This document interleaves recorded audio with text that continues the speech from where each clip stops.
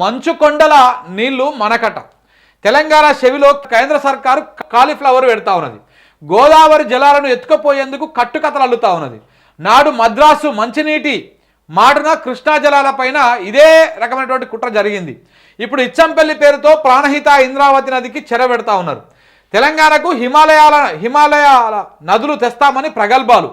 కాంగ్రెస్ అధికారంలో ఉన్నప్పుడే తెలంగాణ నదీ జలాల దోపిడీ జరిగింది. అప్పుడు అట్లనే ఇప్పుడు అట్లనే జరుగుతూ ఉంది. కేంద్రం చందమామ కథలకు తలూపుతున్న రేవంత్ రెడ్డి సర్కార్. ప్రతి తల్లి బిడ్డ కడుపు నింపేందుకు చందమామ రావే జాబిల్లి రావే అని ఆకాశంలో చందమామను చూపిస్తూ గోరుముద్దలు పెడుతుంది. ఆ చందమామ రాదని ఆ తల్లికి తెలుసు, కానీ బిడ్డ కడుపు నింపాలనే ప్రేమతో అబద్ధం చెప్తుంది. కేంద్రంలోని మోదీ ప్రభుత్వము తెలంగాణ గడ్డ మీద ఉన్న గోదావరి జలాలను కొల్లగొట్టేందుకు నయా చందమామ కథను వినిపిస్తున్నది.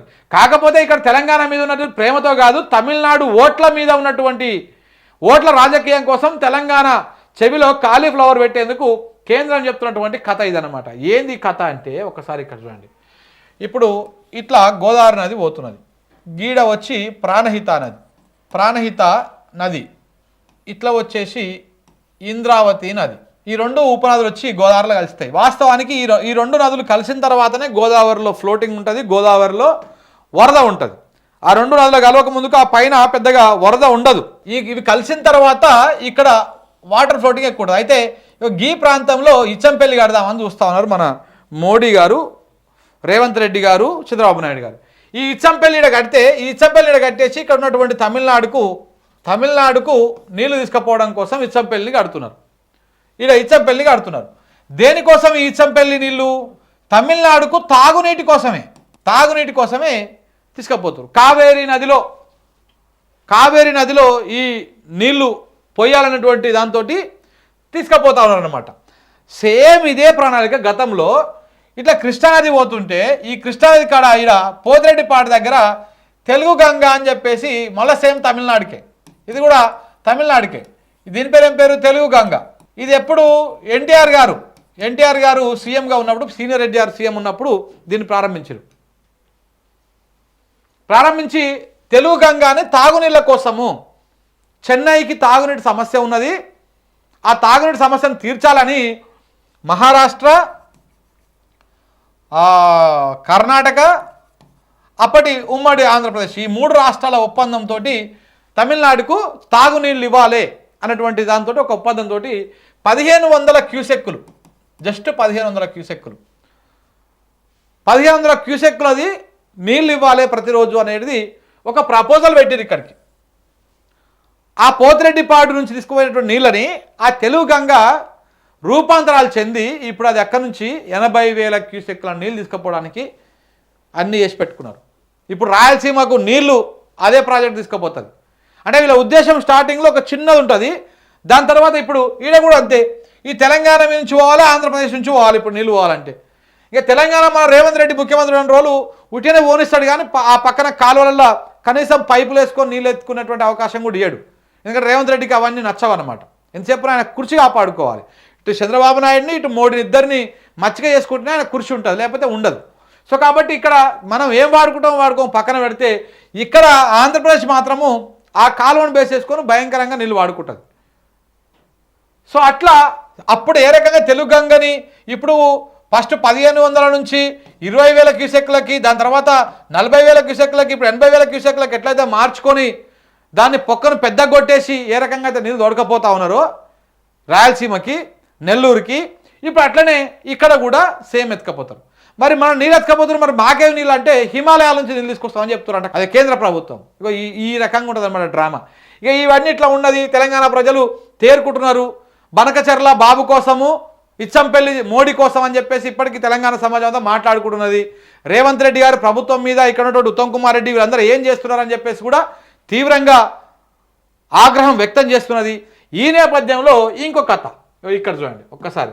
కమిటీలు లేవు, చర్చలు లేవు.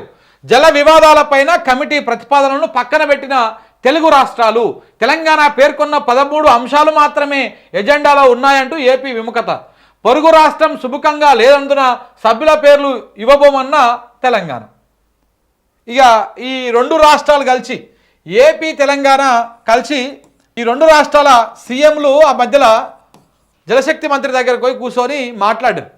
గుర్తుకుంది కదా, ఇద్దరు ఇటు చంద్రబాబు నాయుడు గారు, ఇటు రేవంత్ రెడ్డి గారు కూర్చొని కేంద్ర మంత్రి దగ్గర కూర్చొని మాట్లాడుకుని ఒక కమిటీ వేసుకోవాలి, నిపుణుల కమిటీ వేయాలి. ఆ నిపుణుల కమిటీలో ఇరు రాష్ట్రాల జల వివాదాలు ఏమేమి ఉన్నాయో ఆ ఇరు రాష్ట్రాల జల వివాదాలను సమస్యలు పరిష్కరించుకోవాలి అని చెప్పేసి అన్నారు. ఆ మీటింగ్కి పోయే ముందు తెలంగాణ 13 అంశాలను పెట్టింది, 13 డిమాండ్లు పెట్టింది. ఏపీ మాత్రం కేవలం ఒకటి పెట్టింది, బనకచెర్ల మాత్రమే పెట్టింది. అయితే బనకచెర్లకు మేము ఒప్పుకోమని చెప్తూనే కమిటీకి ఒప్పుకొని వచ్చింది రాష్ట్ర ప్రభుత్వం. దాంతో ఇక తెలంగాణ సమాజం అంతా కూడా ఒక్కసారి రియాక్ట్ అయ్యింది.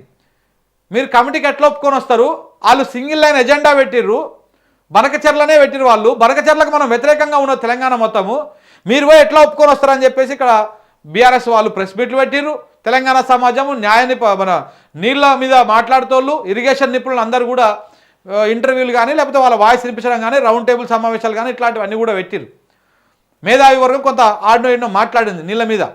సో దాంతో ఇప్పుడు తెలంగాణ ప్రభుత్వము యూటర్న్ తీసుకోవాల్సి వచ్చింది. రేవంత్ రెడ్డి తీసుకోకపోతే రేవంత్ రెడ్డి ఇటు మోడీ కోసం అటు చంద్రబాబు కోసం చేస్తున్నటువంటి మాటని నమ్ముతారు. సో కాబట్టి ఈ లిస్ట్ ఏదైతే ఉందో ఆ లిస్టులో కూడా నిన్న ఒక వార్త వచ్చింది, ఇందులోనే ఒకసారి మీకు చూపిస్తాగండి. ఆ లిస్టులో కూడా రేవంత్ రెడ్డి ఏమీ తగ్గలేదు. రేవంత్ రెడ్డి మంచి అనుకూలమైనటువంటి లిస్ట్ రెడీ చేసిండు, కానీ ఉత్తమ్ కుమార్ రెడ్డి దాన్ని తొక్కిపట్టిండు. జల వివాద కమిటీ పైన ఉత్తమ్ ఆగ్రహం వ్యక్తం చేసిండు. తనకు తెలియకుండా పేర్లు ప్రతిపాదించడం పైన సీరియస్ అయ్యిండు. చివరితో చర్చించి ఖరారు చేశారని మండిపడ్డాడు. తాత్కాలికంగా ఫైల్ను పక్కన పెట్టినటువంటి అధికారులు రేవంత్ రెడ్డి రెడీ చేసిండు. ఎవరితోటి, ఏపీకి వచ్చినటువంటి అధికారితోటి, ఆదిత్యనాథ్ దాస్ ఇరిగేషను సలహాదారుడు, వీళ్ళందరితోటి రెడీ చేసి పెట్టిండు. అదే ఇందులో ఎవరెవరు ఉన్నారు, కేంద్రం సూచనతో అధికారుల పేర్లపైన ఇరిగేషన్ శాఖ కసరత్తు చేసింది. అందులో భాగంగానే irrigation principal secretary Rahul Bojja, ENC Ajmad Hussain, జలవనరుల ప్రభుత్వ సలహాదారు Adityanath Das, inter state water విభాగం ఎస్ఈ నల్లా విజయ్ కుమార్ పేరును ఖరారు చేశారు. ఇందులో ఈ ఎవరైతే ఉన్నారో ఆదిత్యనాథ్ దాసు ఈయన రేవంత్ రెడ్డి తెచ్చిపెట్టుకున్న మనిషి. ఆయన అంతకుముందుకు చంద్రబాబు హయాంలో అక్కడ ఆయన సీఎస్గా పనిచేసిండు. ఆయన తీసుకొచ్చుకొని ఇక్కడ పెట్టుకున్నాడు అనమాట. ఎందుకంటే రేవంత్ రెడ్డి చంద్రబాబు మనిషిని పెట్టుకున్నాడు, ఏమనుంటే చంద్రబాబుకు రేవంత్ రెడ్డికి మధ్యలో అనుసంధానకర్తలకు ఉండాలి కాబట్టి. సో ఈ కార్యక్రమాలు జరిగినాయి ఇవన్నీ. ఈ నేపథ్యంలో ఇప్పుడు మేము ఒప్పుకోమని చెప్పేసి తెలంగాణ సమాజం కూడా అది కావడంతో ఇక ఏం చేయలేక ఇప్పుడు ఒక కుల మీడియాలో మన జాతి మీడియాలో ఈ రకంగా రాపించుకోమన్నారు. చర్చలు లేవు, కమిటీలు లేవు, ఏం లేవు, ఎక్కడికక్కడ ఆగిపోయింది అని. వాస్తవానికి రేవంత్ రెడ్డి చాలా ఉబలాటంతో పేర్లను రెడీ చేశారు. కానీ ఉత్తమ్ కుమార్ రెడ్డి, కొంతమంది తెలంగాణ చాలా ఆడుకో సోయినటువంటి వాళ్ళు దాన్ని ఆపేస్తే ఇక ఇట్లా ఈ రకంగా ఆగిపోయింది. ఇప్పటికైనా మొత్తం దాన్ని వెనక్కి తీసుకోండి. పెడితే ఏం పెట్టాలి, మీరు ఏ మీటింగ్ పెట్టుకోవాలి, అపెక్స్ మీటింగ్ పెట్టండి. అపెక్స్ కౌన్సిల్ మీటింగ్ పెడితే అది అధికారికంగా ఉంటుంది, ఆ మినిట్స్ ఉంటాయి. ఏమన్నా మనకు అన్యాయం జరిగితే రాష్ట్రానికి మనం కోర్టులో కొట్లాడడానికి ఉంటుంది. మీరు ఇద్దరు ముఖ్యమంత్రి పోయి మాట్లాడుకుంటారు, అధికారిక మినిట్సే లేవు. మీరు ఏం మాట్లాడుకురో తెలంగాణ సమాజానికి తెలియదు. ఎక్కడ పబ్లిక్ డొమైన్లో పెట్టారు. ఓన్లీ కేంద్రము, చంద్రబాబు, రేవంత్ రెడ్డి ముగ్గురు మీరు ఒకటేనా?